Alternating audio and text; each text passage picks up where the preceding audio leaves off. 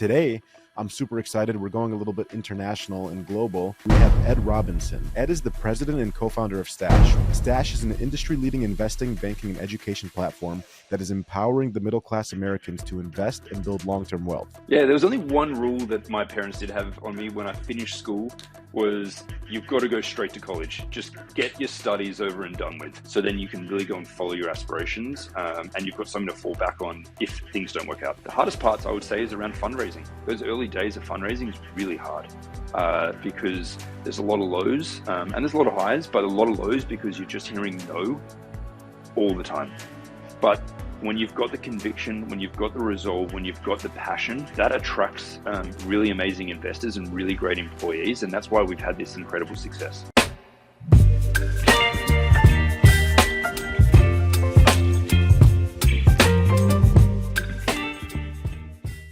How's it going, everybody? Welcome back to the More We Know podcast. My name is Mir, your host. The More We Know podcast is the world's mentorship platform. It's one of the top mentorship podcasts focused on helping you, Gen Zs, millennials, or whoever you are, get real-life mentorship in your life from wherever you're at, whether you're on the way to work, whether maybe you're at work, whether you're at school, whether you're at university, whether you're at home. The idea of mentorship is tough to grasp because it's hard for us to gain access to some of the top leaders in the world. So I launched The More We Know to help bring you on people like the mayor of Miami, the founder of Reebok. Soon we'll have the founder of Equinox, the CEO of PF Chang's. And today I'm super excited. We're going a little bit international and global. Out in London, we have Ed Robinson. If you haven't heard of Ed yet, you're going to want to listen in closely because this is going to be one of my favorite episodes because Ed is the president and co-founder of Stash, which if you are in the US and you're into investing, you might have heard of Stash. I heard about Stash a couple of years ago before even ever wanted to do this podcast. Stash is an industry-leading investing, banking, and education platform that is empowering the middle-class Americans to invest and build long-term wealth. Ed and his co-founder, Brandon Krieg, launched Stash way back in 2015 with the idea that Americans deserve the advice, tools, and opportunity to begin their journey to financial freedom by investing in themselves, starting with as little as $5. How many times have you guys wanted to invest and thought, oh, I need 10,000, I need 20,000, I need 50,000? They launched Stash with the idea that you can do it with as little as $5. Fast forward today, Stash has more than 2 million active subscribers, which is probably even more now, Ed will tell us, 6 million plus customers, and has had record growth. Back in 2021, they raised a Series G $125 million round. They'd passed $100 million in revenue, and their customer-focused platform has helped customers save over $3 billion on the platform year to date. Prior to Stash, Ed's going to get into his background here, but Ed, this is such an honor and a pleasure and amazing what you guys have built. Yeah, thanks for the kind introduction. I'm really excited to be on the podcast today and share a couple insights with your listeners. Absolutely. Well, then let's kick it off, Ed. I gave a little bit of a background, but one thing I like to do is, people know a little bit about what Stash is and your background, but before that, I love to dive back with my guests about their childhood. Can you talk about, before all of this, what it was like growing up, maybe what your parents did for a living? Yeah, sure thing. So as you can probably hear from my accent, I grew up in Australia, was born and raised in Sydney. Fun fact, my mother actually was born in Mauritius, which is an island off the east coast of Africa. She moved to Australia not knowing a word of English when she was 14. Met my father in college. They got married very quickly and both became lawyers and started their own practice and are still practicing today. My childhood was a fairly regular childhood, went to a good school, played a lot of sport, got a younger brother and a younger sister. And post-college, I decided that I wanted to continue to explore the world because Australia is a long way away. And I found myself in London in 2007 and kind of looking back, I've had a great childhood, great career, and now it's a good time to give back and share my learnings to help other people with their career. And you ended up becoming an entrepreneur. I know you'll talk about a little bit about your corporate path before that, but did your parents growing up, did they push you down a certain path? Did they say, Ed, we really want you to go down this path? Or was this sort of just self-starter mentality that you had? I think it was a little bit of self-starter mentality, but I think seeing my parents roll out of big law practices and start their own family businesses, entrepreneurship, and a startup before startups became a thing. And so seeing them having the flexibility, the pressure, but also the success come through, I guess, fed through me, And so when I decided to roll out of Stash, was totally supported by my wife, my family, and all my friends. That's amazing. And what about college? Like, what was your path there, and what did you study? Yeah, there was only one rule that my parents did have on me when I finished school was you've got to go straight to college. Just get your studies over and done with.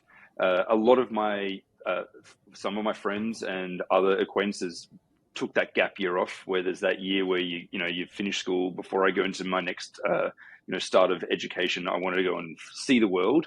My parents were like very strict on like just finish your studies, then you can go and do whatever you want.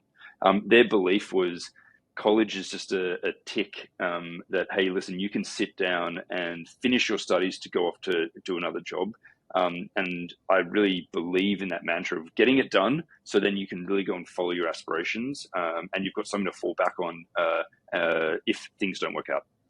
And with that advice, did that hold true? Did college end up helping propel your career?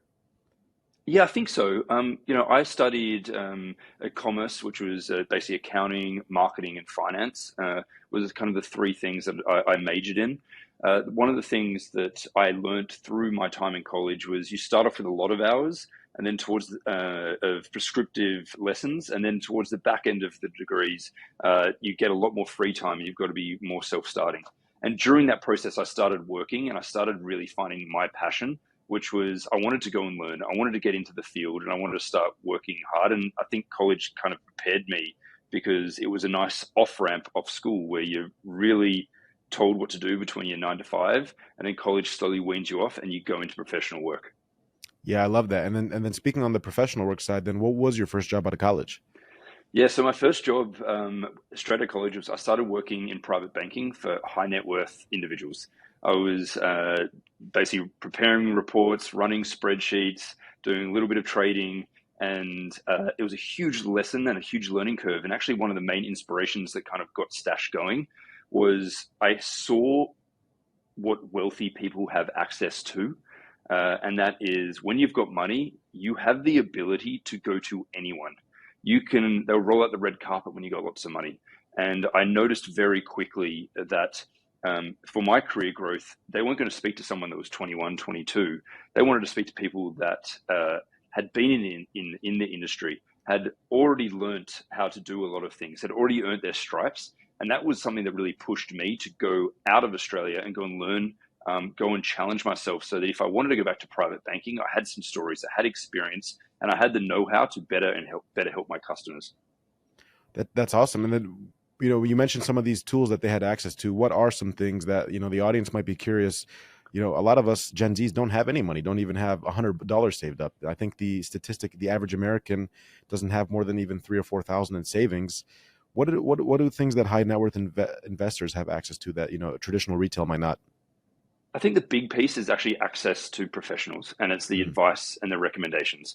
And so, as you touched on, there are two things that really drive me every day, and why Stash was born is 80% of Americans live paycheck to paycheck, and 40% of America can't come up with $400 in an emergency. Now, a lot of that is just due to the fact that financial literacy is like at an all-time low. People aren't being taught at school, in college, by parents, by employers, how to save and actually build smarter financial habits. And so one of the things that I really saw going from the world of high net private banking to what we deliver at Stash is actually making things accessible. If you don't have $100, you're not going to be able to speak to a financial advisor. But in the way that technology has been built and the way the world is moving, everyone should have access to that information. We have the data, we have the information in Stash, and we want to provide that kind of education and advice to help people make those right decisions. Yeah, and I think that's a perfect transition to actually get into Stash. For someone listening, I mean, I'm sure there's a listener that might have already downloaded Stash. Like I said, before I even learned about you, I downloaded Stash a few years ago because that $5 thing really attracted me. There was a couple apps that got me marketing wise. It was you guys and Acorns, the idea of spare change, and then the idea of $5. I was like, huh, isn't the S&P cost $300 a share to buy? How can I do it with only $5? Yeah. So talk to the audience about what Stash is. Yeah, so working in finance, if anyone on the podcast is listening, when you work in finance, you've always got friends and people coming up saying, hey, listen, I've got a couple $100. What should I do with it? Mm-hmm. Hey, my grandmother just gave me $2,000. What should I be doing with it? And one day, someone that worked alongside me came over to myself and Brandon, the other co-founder of Stash, and said, "Hey Ed, I've got 10 grand. What should I do with it?" And this like light bulb just went off in my mind. This person who does this for a living doesn't know what to do. What chance does someone working at a Walmart, a FedEx driver, an Uber driver, what chance did they have? And we became obsessed with this idea. And so while we were working after hours and on the weekends, we used to go down to ask people in the local Starbucks, at the Dunkin' Donuts, do you invest? We asked about 150 people on the street. 92% of people said, no, I don't invest, but God, I wish I started and I actually got investing. And we're like, okay, why? Why don't you invest? And it boils down to three reasons. The first reason is, as I said before, most of America doesn't have a lot of savings. And so when you're a Fidelity, a Schwab, a big financial advisor, they aren't marketing to customers that don't have a lot of money because it just doesn't make any sense. There's the unit economics don't make sense. The second part, Google came around, you can search how to start investing. If you go to any of their websites, what do? What is diversification? What is bond? What is an equity? What is the efficient frontier? What is portfolio asset allocation? These are all very complex words. And I challenge the listeners to go to one of their websites and click the right-hand box on the top right-hand corner and open an account. It's really hard. It's complex. What do you do? What do you buy? How much do you buy? And then the third part is around pricing. As you said, we were one of the first to build fractional shares, so you could buy fractions of a stock, but the fees were super prohibitive for most people to get started. And so we decided to build Stash, and the whole premise was make it simple, make it affordable, but most importantly, lead with education and advice to help people build smarter financial habits. And that was all the way back in 2015. That was the pipe dream. And today, as you mentioned, got north of 2 million paying subscribers, monthly paying subscribers, over 6 million actual customers on the platform, and we're still growing really quickly. And it's all centered around because we provide advice and education to our users. And I think it's interesting, right before we had started this podcast, just even talking to you for a few minutes, I almost, when you think venture capital or you think entrepreneurs, a lot of times the best bets are made in the founders themselves, because we all have good ideas, right? But it comes down to execution in the founders' heart themselves. And just talking to you, the empathy that you have, you wouldn't have thought that you worked with ultra high net worth investors, because a lot of times the people that work with those type on Wall Street tends to be a very tough, bland environment, but you could tell this was sort of your path. I say that to ask this: when you guys had the idea, you got obsessed with it, you were still working at the time, right? Yep, correct. Yes.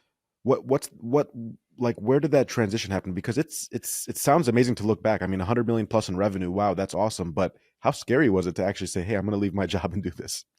It was crazy. So we became obsessed, Brandon and I, and it was like all I could think about. After work, I was just thinking about how do we get this going? How do we get this going? And there was a point where my wife looked over to me and said, listen, you need to go and do this now. Like, we've talked about it. You talked about it with Brandon. Work out how to go and do this. And so I remember this really crazy moment where Brandon and I were flipping a coin on who was going to resign first, because we were working together. And before the coin had even landed, Brandon basically stood up and just went into our boss's office and said, hey, I'm out. And the idea hadn't really been formed. We had an idea of what we want to do, but it was nothing really there. There was no substance. And seeing him do that, I was like, oh, wow, okay, well, this is happening. And then literally a week and a bit later, I resigned.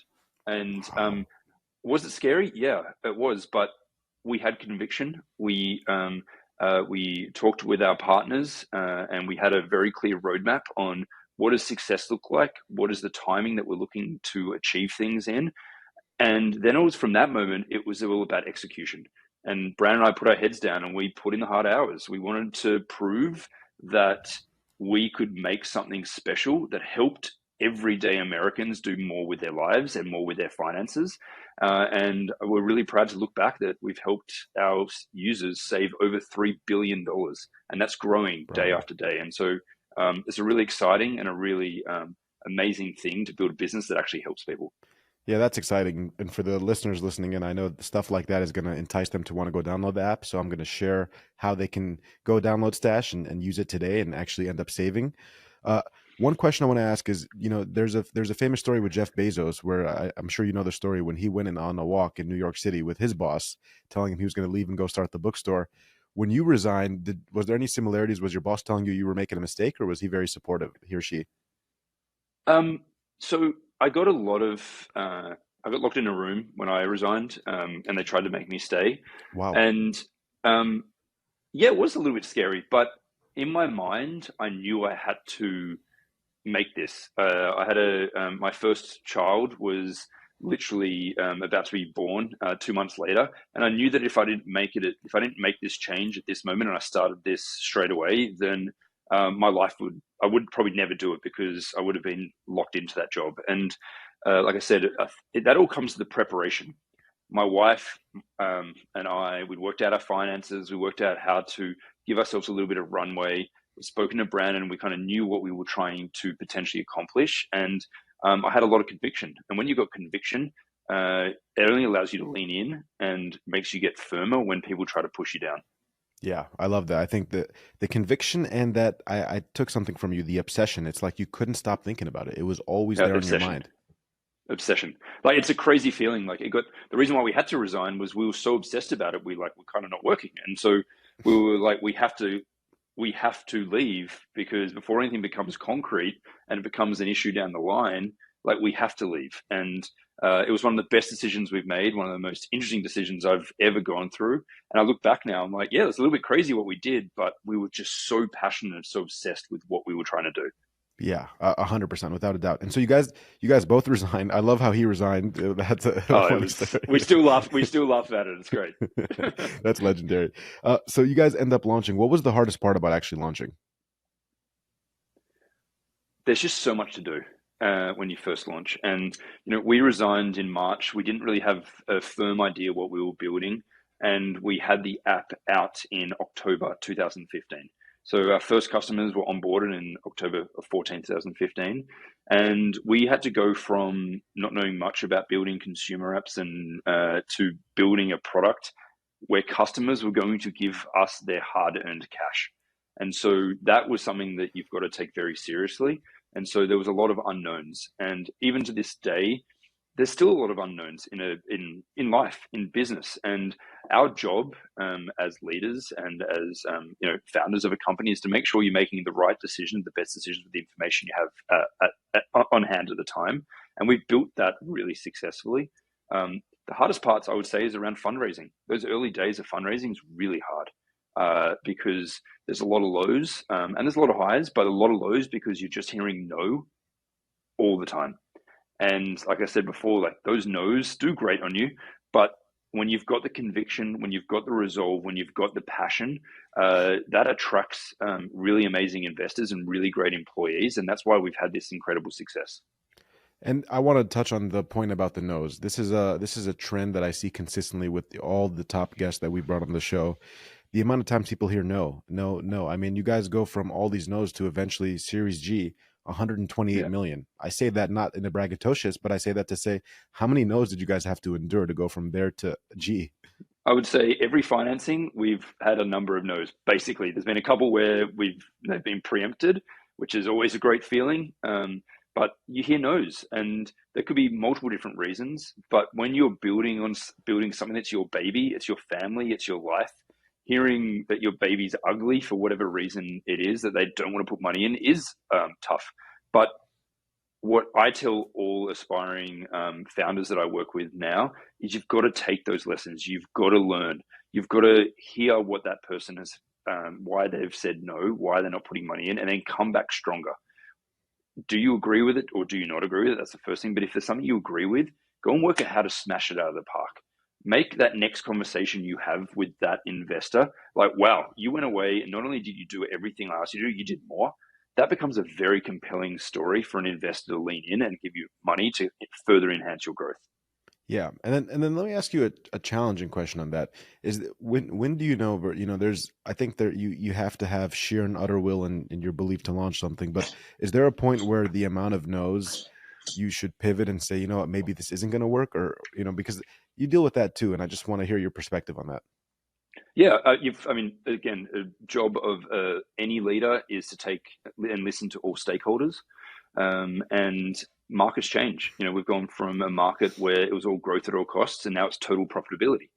There are probably founders out there right now that are saying, no, I'm going to go growth at all costs, and I'm going to burn marketing dollars till the sun doesn't shine. That might work, but I'd probably say it's not likely to work right now in this environment. And it's about listening, learning, and adapting. As a founder, it's your decision. The buck stops with you. And so it's up to you to follow your convictions, but it's important to get those sound bites to improve what you're delivering. And there are some founders, and there's not many in the world, that are just so so headstrong that they don't take any outside influence. But that's a really rare feat. Most people are learning, adapting, and growing. And that's what we did at Stash. And that has allowed us to get to the point where we've got today. Yeah. And then from all those rounds of raising, because you went obviously all the way to Series G, what was the most memorable raise? I would say some of the early raises are really incredible, because you're really going from do you have product market fit? Do you have customers liking it, to becoming a business? And I remember it was our Series B round, I believe. We were based in New York, and one of our current investors was leaning in and saying, "Hey, we might want to lead the Series B." And we're like, "Okay, cool, but we're about to hop on a plane to go to San Francisco and meet all the Silicon Valley, the smorgasbords of VCs that are out there. So if you're going to do something, let us know, because we'd prefer to get back to work." And we jumped onto the plane, and as we were about to take off, an inbox that came in, and it said, "Term sheet, here it is.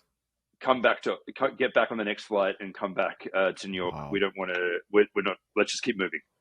Wow. And that was the craziest flight. And Brandon and I were sitting next to each other, and we were like, "Wow, did that just actually happen?" They just told us to cancel all of our meetings in California because they wanted to lead the next round. And there are situations like that that are never not going to get. I'm going to remember them till the day I die, and they're great memories. Yeah. And it's so much bittersweet when you're able to look back, you and your co-founder, and say, from all those no's, all the rejections, to come and then have people really want you and fight for you. And now you got to change this flight. I'm sure that's one of the best feelings. Yeah, it is. It's a great feeling, because there are a lot of times where you fly, you meet lots of people, you do all the diligence, you spend hours building a deep relationship, and then it gets vetoed in the investment committee, and all that hard work basically goes to zero effectively. And they're really hard moments as well. Yeah, and then on the hard moments, because we're touching on the amazing things, the success Stash has had. It's been a phenomenal journey. You and your co-founder are doing amazing. But I want to talk a little bit, because I think this can help inspiring entrepreneurs and even just Gen Zs, maybe just graduating college now. Talk a little bit about the hard moments through the building of Stash, and on the other side of that question, in those hard moments, what does Ed like to do as a co-founder and president to push himself out of those dark moments? Because I'm sure we all go through the peaks and troughs. Yeah, I would say at least every day, every week, there are hard moments, really hard moments. And one of the two things that I normally really try to give my advice to founders is, you're going to have those hard moments, and you have to be ready for them. And they're going to really grate on you, but you need to work out ways to work through them. And the two ways that I do it is, one, support network around you, and talk about it. So with Brandon, we had an advisor that sat outside of Stash, that provided mentorship and guidance on some of the really hard decisions. But on a more tactical note, I was very religious that every night I took my dog for a walk at around 9:30, 10, and that just cleared my mind and allowed me to really reduce the pressure on me every day and like going straight from the computer to bed. It allowed me to free my mind and think about things from slightly different angles. And that also reduces the stress. And then the third part is, don't run away from those stressful moments. You have to take them head on. Those decisions are what define leaders. Things that cause stress is usually a growth moment or something that needs to change moment. And you've got to run at them hard. and go deep and get them resolved. Otherwise, you're going to make even bigger issues down the line. Yeah, I love that you said that, especially relating it back to being a leader. I remember I had the mayor of Miami on right after COVID, and I spoke about, it's a job of a leader is always tough, right? But the greatest fear is the unknown, the challenge of the unknown. So Yeah, when COVID shuts yeah. down the entire world and you're a leader, you don't know what to do. I say that to then ask you on the follow up. There's so many unknowns in the startup world. I mean, Morgan Stanley can come out and say, "Hey, we're going to launch a competitor to Stash. We're going to do X. We're going to do this," and you just always have to deal. Like, I feel like the idea of entrepreneurship is you're constantly in this knife battle, right? Like, and every day you're trying to stay alive. Was there any time throughout the career that you felt like you and your co-founder that, hey, this might not work, or did you guys, it never came to that?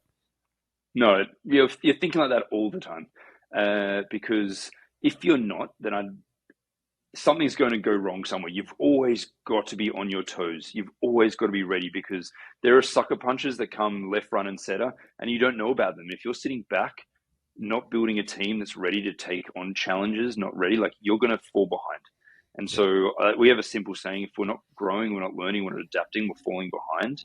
And that's how we approach every day at Stash. How do we be better? How do we keep improving? How do we keep being stronger leaders for our team, so we're continuing being clear with the communication and setting really great direction? Yeah, that's awesome, Tierra. And I'm curious, how do you manage stress? I mean, because you look like you maintain very good health and looking very young. So I'm just curious, for someone in your position, how you handle that stress. I don't know. Like I said before, I think it's about taking personal time as well. And when I Okay. say personal time, is like, I'm very efficient with my time boxing. And so the way I set up my day is, in the morning, I use to get on top of documents, clear my mind on where I want to go for strategy, things I think need to get changed, like really getting to my thought provoking pieces. I use my kind of afternoon sessions to do really coaching, mentoring, and team meetings, to be there, to set direction, to share some of the learnings and the insights and the thought processes. And then the evening, when my brain is starting to wind down a little bit, that's when I clear out my emails, clear out some of the more mundane tasks, and then I have a very hard stop at 6:30 for 2 hours, where I spend time with my family. Have dinner with the kids, bathe the kids, put them to bed, and then I clear out a little bit of work post 8:30, once people start to go to bed and they're watching mindless television. So that's where I do it, and so that process has worked for me. Others have different processes, but I feel like you've got to find what works for you. Otherwise, you're going to continue to keep running, and there's a moment where you'll run out of energy and out of steam. Yeah, and I love that 2 hour block for your family. I remember when I posted a few weeks ago that I was going to interview you, one of the questions that kept coming up is, believe it or not, I thought people were going to ask about raising capital, but the thing that came up was spouses, and because in the startup world, you're always nonstop. You're working. This is different than a 9 to 5. You're Yeah, 24 always. 7. So if you have children and you have a wife or a husband, it's so challenging, because how do you find the allocation? And one of the questions that kept coming up is, can you ask Ed how he's able to allocate time with his family and maintain a healthy marriage and family time? Because when you're working 100 hours and you're always on the road, it's tough to spend that time with your family. Yeah, 100%. So I think there's a couple of simple tactics. So you got to time box.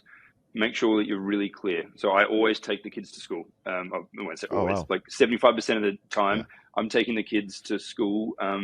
It's a walk. I get to spend time with them in the morning, make them breakfast. Then again at 6:30, I have that 2 hour block.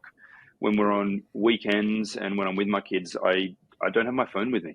Really? When you're running a bit, in terms of, I'm not looking at the messages, I'm not going Mhm. back, because that is a wormhole that just sucks you in. And then you're in a situation where you're not actually there with your family, and you're not actually there for the person that's communicating with you on Slack or email or phone. You're not actually doing a good job on either part. And so creating those kind of that discipline reduces stress a lot. And I think you've got to create time for yourself as well. And so being religious about, hey, making sure you do take a week off every now and then and try to unwind, because it's amazing when you take that week off, how you think about things maybe slightly differently and can attack problems slightly differently. And that usually ends up in a better outcome. Yeah. I'm glad that you actually talk about taking time not only away from the phone and with family, but vacation time. I feel like we're also in a culture now where on social media, a lot of people see that, oh, if you're an entrepreneur, you have to grind 24/7, 24/7. But at the end of the day, it's sort of like the phone. If you and I are on the phone all day, at some point you got to charge the phone, right? Like otherwise the phone's going Yeah. to die. Yeah. Yeah, I think 100% you have to. I think the other part that is useful is that's why I liked having a co-founder. And the two of us really were clean. We had a meeting every basically quarter where we called it like our roles and responsibility meeting, where we talked about an 80-20 rule. And Mhm. so where am I going to spend 80% of my time? And that's the time that's what I'm focused on, which is going to be a little bit different, which is going to be different to his 80% of time. But there's that 20% where we help each other and lean in where things are struggling. And he's better at some things than I am. I'm better at other things that he's not. And so you help each other through those stressful moments, and that has been very successful for us. Yeah, I love that. Did you and your co-founder have mentors as well and coaches? Yeah. So I'm a big believer. So I had an operational mentor, and then I had like a business mentor. And when I say operational, like someone that I just can talk about myself, talk Mhm. about how I'm operating, things like my time boxing, how personal stuff with that person from a bit more of a business perspective than like a psychologist perspective. And then we also have business mentors that are just talking about the way the business is run, the metrics, different processes you can use to improve the way the business is running. Yeah, that's awesome to hear because I think sometimes people get nervous to look for a mentor or a coach. Obviously, one of the inceptions for the podcast, because the challenge and the question becomes, well, what can I provide to them if they're already so successful? But even early on, you guys found mentors. Yeah, exactly. And by the way, one of the things that I love doing the most is I help a lot of founders and CEOs that are in their seed, Series A, and Series B, because that's where I can add a ton of value about getting their businesses actually operationalized. And that actually is exciting for me because it brings me back to thinking about things that I would change or do differently in Stash's Mhm. current state. And you see that a lot. And I again time box a number of hours each month to work with founders to help them, and they get the benefit of some expertise or someone just to talk to. And that's Right. the other thing. Sometimes you just need to talk to someone. Yeah, I feel like this is a world being involved myself. It's you just the mental health support sometimes when you getting beat up as much as you do. I mean, people don't talk about the mental health aspect that much into it. No, It's not easy. no, and that's why, like anything, like you have support around you. You've got to find ways to uh, work through those really tough moments. And then you got to also make sure you enjoy those really amazing moments. And that's one of the joys of being an entrepreneur, one of the heartaches of being an entrepreneur. It's like a joy and a heartache. You Yeah, mentioned a little bit exactly. about you mentioned the idea of you're working now with people in Series A and Series B about what you would maybe do differently. Relating it to Stash for founders listening in, what did you feel like was the most important part? I mean, is it go to market? Is it more client relationships? Is it the proprietary technology? Like, what do you think is the most important? Maybe it's all important, but was there something specific that you felt like, because you don't go from the amount from zero to the amount of customers you have overnight without a good strategy? Yeah, I think we have an absolute obsession for the customer and how we think about the customer, from what investors we allow in the cap table to what employees join to how we build products is so core to Stash. Our revenue model, which is a subscription based model, is totally centered around making sure the customers get value for the services we provide. If they don't believe there's value, then they leave. We aren't like other platforms where it's based on how much money you have or how much you're transacting. That's the wrong incentive. Our incentive is like, let's help our customers learn, grow, and get better with financial habits. And that starts from employee, investor, product, how you think about it, revenue, how you market. And so I think that has been something that we have been really focused on from day one, and that is embedded in our DNA. Right. And that makes sense. And I feel like as you grow, you're going to also run into things like competition and people say, "Huh, I like this. We might launch something." Or again, to the scariest thing, and it comes up with a lot of entrepreneurs I have on the show is you see a lot of success and then one of the big sharks comes in and says, why don't we do it too? Whether it could be in food and beverage like Coca-Cola launching something, or in finance, it Yeah. could be Morgan Stanley launching something. How did you guys deal with competitors as you were growing? I think we stayed very true to our customer base. Stayed very true Makes to sense. our business model, which is subscription based, and we haven't been that focused on the competitors because most of the competitors have got no interest serving these customers. And our customers are people that are everyday Americans. When you talk about 80% of America living paycheck to paycheck, and you think about big fish like Morgan Stanley you use as an example, they don't want someone living paycheck to paycheck because it doesn't make sense. It doesn't make unit economic sense for them because their systems are so based on archaic legacy computers, servers, you name it. It's just the cost basis doesn't make sense. And so from our perspective, we've stayed very focused on our business model, our customers, and serving our customers the best way possible. Obviously, we see what trends are happening and we try to be there, but it's very much focused on providing the best service we can for our customers. Sure. Yeah. I take from that the idea of being niche focused, knowing what you're really good at, and not Yeah, starting to, sometimes entrepreneurs fall into the trap of thinking, hey, I need to do X, Y, and Z and launch X, Y, and Z feature. And I think that could also turn off VCs too when you're not focused on your core value add. yeah, exactly. 100%. You got to stay focused. And you don't get to 100 million plus in revenue without having a great, exceptional team. And you do a little bit of diligence online about Stash. The culture is just phenomenal. The employee reviews, how inclusive people feel being a part of the Stash company, and it feels like, I'm not at Stash, but it feels like from what I saw online, people almost feel like they have ownership. They're part of the business. You don't Yeah. get to that overnight. So what's sort of the secret sauce you guys have with culture, and how do you guys think about hiring and finding the right candidates? Yeah, I think that this comes back from a lot of my background, which is working in finance, where they didn't really care about culture that much. They cared about how much revenue you brought into the door. And when you spend so much of your life working just at work, we wanted to make sure it was fun, it was engaging, but most importantly, you felt like you're making a difference. Sure. And that's what's really cool about and amazing about Stash is when our customers win, Stash wins. So when our customers feel like they are learning better habits, they're doing more with their money, when they feel like they are more financially secure, that means we're doing a good job. And that means that our employees' work is being recognized. And that creates an amazing flywheel of success. And that's what we have seen. And that's what we can continue to lean in on is making sure our employees have a good time, but we provide them with the support, the guidance, and the freedom to make the best solutions possible for our customers. That's what I really love about your company, is because the mission relates directly with, how you treat your customers is how you treat your actual employees. Because to your point, when you look at a big financial firm, it's all about what revenue did you generate. They don't care about your birthday or what happens to you. And if God forbid something happens to you, on to the next person. You guys are like Yeah, actual exactly. family. Agreed, 100%. And there's so many employees that were with us effectively day one, still with us today. Yes, things move, things change. Some people don't like that change. They don't like that growth. They want to stay focused on early stage versus, or some prefer later stage. That's a natural, natural evolution. But our views always act with transparency, always act with clear communication, and really treat people as you want to be treated.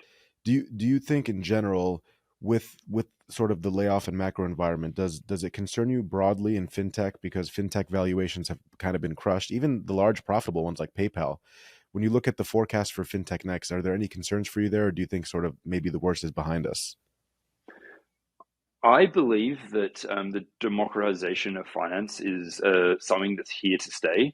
Uh, Things go in cycles. We just came off the back of a crazy cycle of massive amount of spend, a massive amount of investment, and like all pendulums, things swing a little bit too much in either direction sometimes, and things have to correct. And I think we've gone through a bit of correction. Are we fully through the correction? I think we're coming to the end of it. But I think the companies that survive, that tighten up the ship, that get their execution and have got a clear alignment to the product that they're serving and the customers they're serving, are going to come off the back of this and rip higher really quick. The ones that don't do that don't listen, that don't get their checks and balances in gear, are probably going to struggle, and you probably see them continue to fall away. There's a flight to quality right now, and that's what you're seeing. And I think that's really exciting, because when you get a flight to quality, the ones that stick around have an even bigger opportunity to build even bigger outcomes. Without a doubt. And I think that's why it's interesting when I even think of the hype that you see in AI, where every company starts pivoting to Yeah, some yeah, form of AI. It's always scary because it goes back to the cycles. it does. It 100% does. And we were joking this as a team the other day. It's like if we just put Stash AI, we'd probably get another financing round done really easily. But that's the world. People want to Yeah. be on the thing that's hot, and right now, finance is in a optimization phase where things are getting cleaned up. But I'm really excited because people need this service. The people across the world know that they have to do better with their money, and when their money scares them or they're running tight on bills, they get stressed, and it's one of the biggest reasons where for fights, for divorces, for alcohol and substance abuse, when you don't have your finances in order. And that's where Stash really can help people learn smarter financial habits. Yeah, it's extremely important. What is next for Stash then? You guys have built such an amazing company. You're helping millions of Americans save money, invest, and do it the right way. And you're democratizing access to everyone, which is a core focus of our podcast, which is why I'm so passionate to bring you on today. But what's next for Stash outside of this? Is it more customers? Is it more features? I mean, what can you share and give us insight? What does the next 1, 3, 5 years look like for Stash? Yeah, so I think the phase that we're going through right now is we're really transitioning from, I would say, a startup to a more mature startup in terms of processes, people. Given that we've now got a really solid base of revenue, we've got a solid base of customers, we've got a solid base of foundation processes and operations. So that's part one. We're improving the way we run to get that more efficient and leaner and ready for the next phase of growth. That's part two. I think that's the next big piece. Is I think very quickly you'll see us go from 2 million customers to 3, 4, 5, 6, because we know what we need to do now. We've built all the main utility. Now we're really focused on improving the customer experience. When you look at the whole US, our target market in terms of audience size, our TAM is around about 150 million Americans. That's just in America. And for us, we've got 6 million customers, 2 million of them paying. We've got a lot of upside just there. And so we're going to stay very focused on continue to build the best solution possible for those customers. We are getting a lot of inbounds from international partners wanting to try to do things internationally, but we're going to stay very focused on and continue to build something great for America. Yeah, I love for that. American customers. Yeah, and I'm excited to see the continued growth. And now, it's for me, it's less about, selfishly, it's less about seeing Stash, but it's more about seeing the fact that more Americans get to save and more Americans get to invest, because you need to. You guys are trying to break the cycle. That needs to be. I hate that statistic that you gave about the $400. It doesn't make me feel good.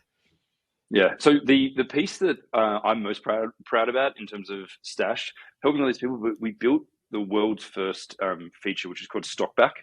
And so because 80% of America lives paycheck to paycheck, we decided to build basically a feature that the rewards program, when you use our debit card, so when you're spending your money, let's say at McDonald's, at Amazon, paying rent, when you're paying for things with using the debit card, you get stock back as a reward. So instead of getting miles, instead of getting cash back, which is doing nothing, we give customers 1% or 3% on streaming services, so that when those bills get paid, you're getting stock. So for example, you can buy the latest Apple phone, call it $1,000 for easy numbers. You get $10 worth of Apple stock if you use the Stash debit card. That goes to your account. That is then yours. You get access to the growth of Apple. You get access to, obviously, the ups and downs of Apple. You get any dividends. You get access to all the compounding. And so that is something that is helping customers go from living paycheck to paycheck to putting a little bit of money in passive investments. So if I got the debit card and I'm paying my monthly Netflix subscription, do I get Netflix stock? Yes, correct. Wow. Okay. It's really powerful. And so if this company that you use or that you're spending on doesn't have, it's not listed, then you pick a default that it can go to. And that's usually a diversified ETF, or it could be anything of your choosing. And that is getting an incredible amount of traction because it's a world first. But most importantly, it takes a customer that doesn't have investments, and we buy it for them. I mean, this reminds me of sort of like when you think of just traditional finance 101, if a company is giving you a 401k match, it'd be stupid not to take the match. And so Correct. in this example, I'm thinking before even getting to the conclusion, I just really want to hammer this home with the audience. So basically, you know, the stuff that I'm already purchasing, the iPhone that I have here, the MacBook, my Netflix, my Johnson and Johnson products, whatever it might be, and maybe you pick a default stock. Starbucks, I go to Starbucks every morning. You guys are actually helping push me to do it. Yeah, and the great thing about it, you get diversified. Our tools will tell you how to help you even get more diversified, and it actually builds a portfolio that reflects your spending habits. And so it's really powerful, and it allows you to get access to the stock market without actually investing a dollar, just living Yeah. your life. And most cards in America, debit cards in America, don't provide rewards. We're one of the first, and it's a pretty juicy reward as well. So Yeah. again, that's just some of the things that we're doing to continue to provide more value to our customers. Yeah. Any other super cool features you can share with us that you guys currently do on Stash or that might be coming soon that you're comfortable sharing? So stockback is number one. I feel like that's just a no-brainer for people to use because it just allows you to build a portfolio over time. Mm-hmm. Mm-hmm. The second part, when we did all of our research, people just don't know where to get started. Yeah. And so we built something that's called Smart Portfolio. And so it allows you to invest as little as $1 into a portfolio that just basically does it for you.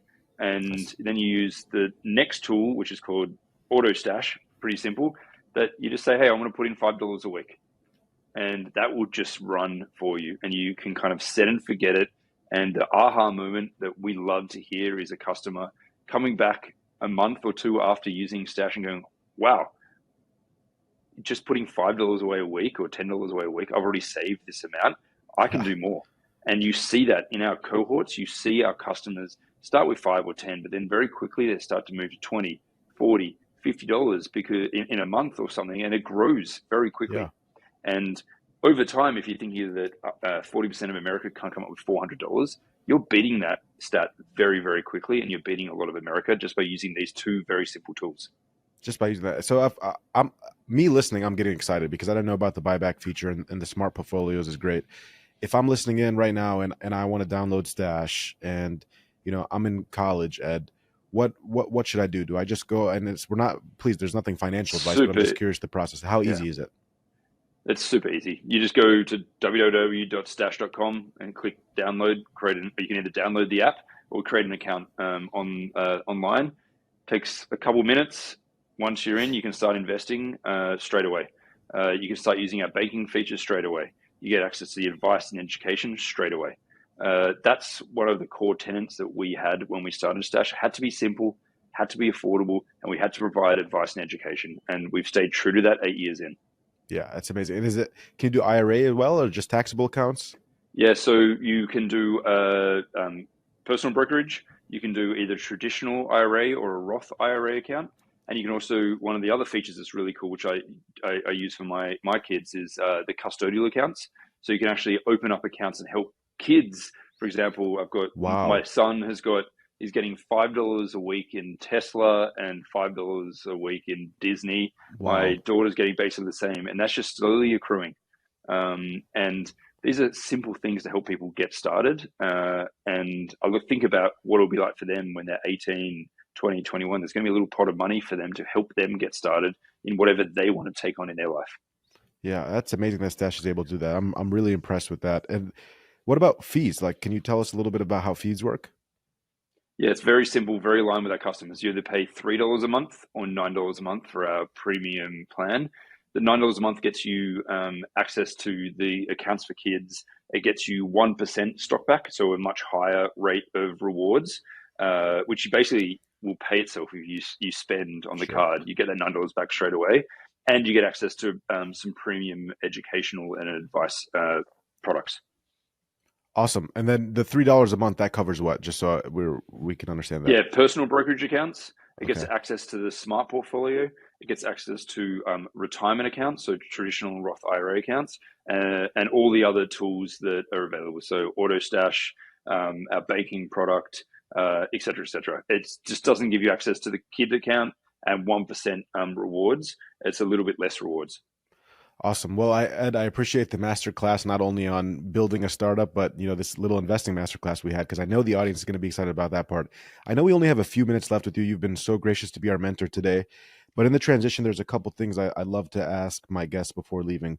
One is, we spoke a little bit about what's next for Stash, but what about for you, Ed? From what you can share, I know I don't know if it was recently or a year ago that you guys hired a CEO. Yep, correct. Yeah. Yes, we did. What's next for Ed Robinson? Like, what's your pathway look like? I mean, you've built such a phenomenal company. You're changing Americans' lives. What does your future look like? Like, when your kids ask you, "Hey, Dad, what are you going to do next?"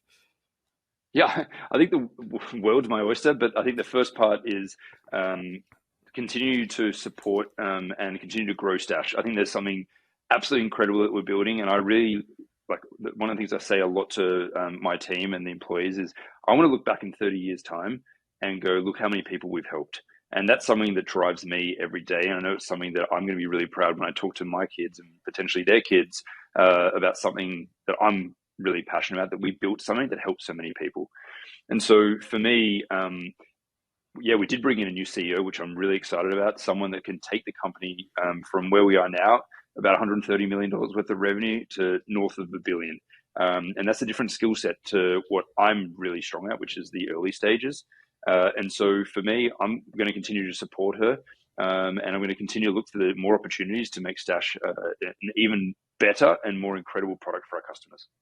I love that, and I'm looking forward to seeing you guys continue to grow, because the more you guys grow, the more people will get help and access to investing, and hopefully Agreed. even more Yep. out of the box thinking. Like, the debit card is just a no-brainer, yeah. And it's not, for me, it's not investment advice, but it just makes sense. That's all. It just makes sense. Yeah. Ed, what's the question I ask every guest is we're in July now, so a lot of people graduated back in May. What is Ed Robinson, president and co-founder of Stash? You built a company to 100 million plus revenue. You raised 100 plus million of dollars. What's your 60-second commencement speech for a Gen Z who might be listening now?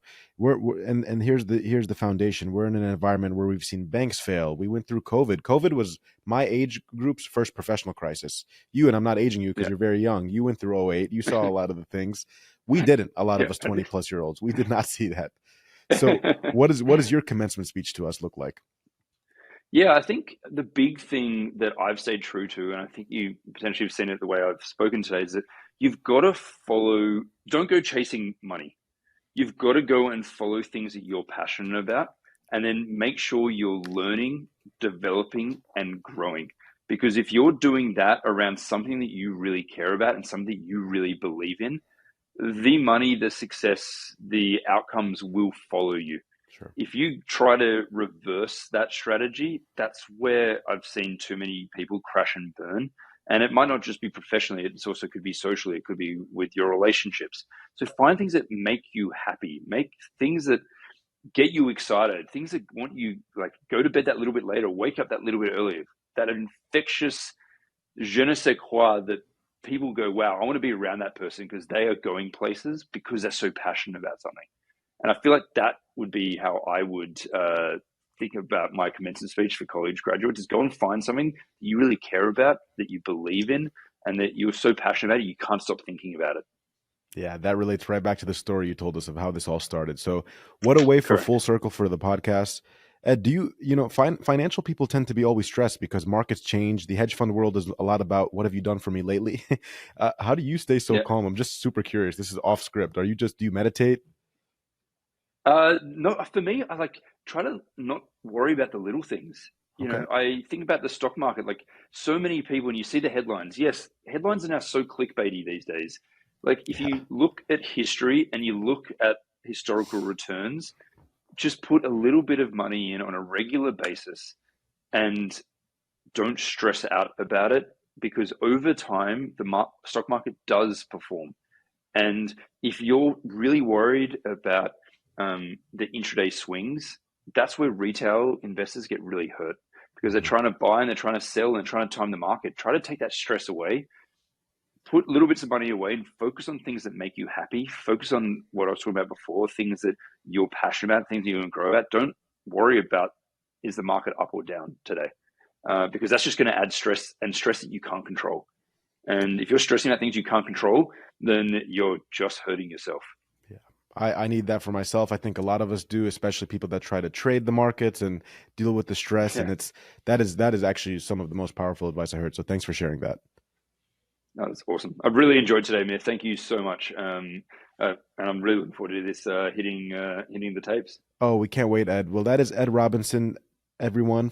He's the co-founder and president of Stash. Stash has grown to over 100 million in revenue. More importantly, they've democratized access to 2 million plus Americans to start investing today. If you guys are interested in investing, Stash is a viable solution where you can. I will post all the descriptions and links on how you can get involved in Stash and where you can get it.